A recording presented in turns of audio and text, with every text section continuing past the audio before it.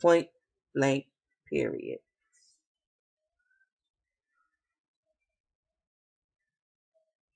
So stop blocking his favor, woman. Let him seek you out. Let him chase you so that he could obtain his favor. A favor. Let me explain this real quick. Favor would take you places that money could never take you to. For instance, I'm just going to use me as an example. This is what I mean by favor. Testimony. I've been living in this place for the past 13 years, about to be 14 years.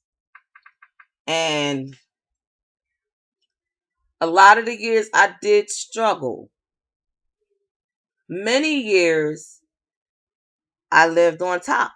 I had everything that I could possibly want.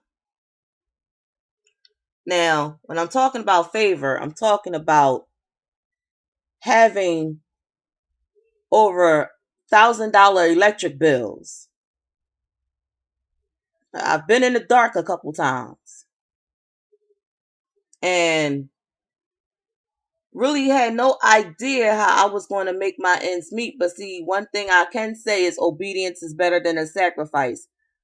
I obeyed God.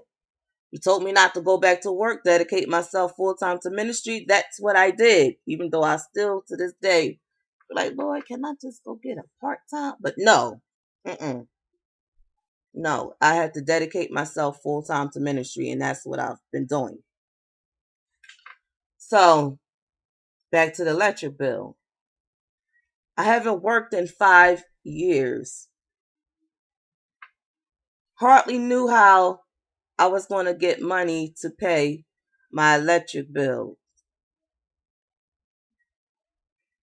Finally, someone said, well, go sign up for this program and you'll get it. They should pay your electric bill. Okay, but I already got disqualified before using the same program because my electricity was already subsidized and it shouldn't have never been that high in the first place. So, like I tell everybody, don't rob God with your tithes and your offerings. Don't do it. When you do, you get cursed with a curse. That means God's got to go into the most cursed place in the world to conjure up a curse to curse you with when you rob God of your tithes and your offerings. But since I don't work, I dedicate at least 2 hours and 40 minutes out of my day strictly for ministry, strictly for a relationship with God, strictly for helping other people. I dedicate this to God. Now, favor.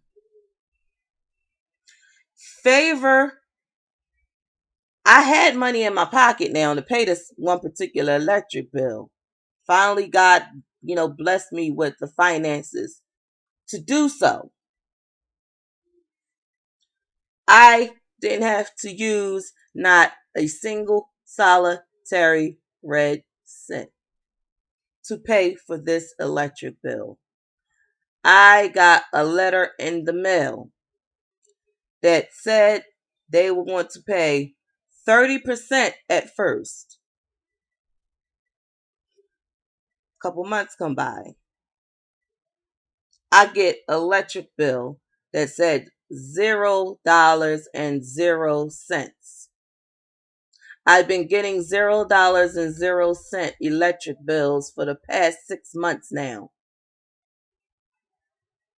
That's favor. So, if you want to be with a man who has favor that could take him places that money can't take him, then I suggest you move out the way and let him find you. Because if his favor is blocked, that means he 9 times out of 10 going to have to come out of pocket for everything. And I'm telling you, ladies, don't be no gold digger. Stop trying to get a man for his financial gain. Men don't like that. No real good Christian man don't. Because he'll already provide for you. He'll already be doing these things that a husband needs to do. Also, men, I know I've been pretty harsh with the ladies today, but stop using your money as a stronghold against your wife. If you love her, you wouldn't mistreat her. You wouldn't do things or use your money as a way of making her submissive to you. Because one thing that I've learned is that when you are giving your woman everything that she wants or needs, she would do everything above and beyond what you need. But the minute that you try to use your money to make her submissive or subjective to you, that's when the issues start. Because women are not slaves. Point blank, period. And let the truth be told, you couldn't pay her for all the work that she does for you free of charge. If you was to divide, if you was to really divvy up her responsibilities, she's a cook. She's a teacher. If she's teaching your children, correcting homework and teaching your kids how to read and write. She's a hairstylist, keeping the kids' hair done. She's a cleaner, washing, ironing, doing the laundry, that stuff. She's a housekeeper. She keeps house. She's a bus driver or a transportation person if she has to take her children or her husband to work. And the list continues. I can keep going on and on about that. Each one of them jobs, if she was to do all of those jobs within a week for an employer, she would get paid by far more than what you could ever pay for her.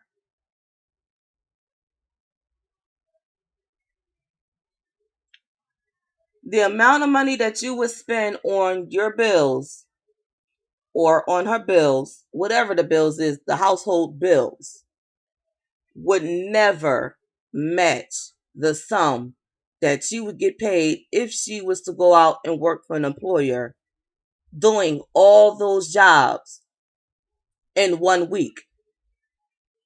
Math doesn't lie. So don't use that stronghold against her, because that's where the conflict will start coming in. It's not about you. It's not about your money.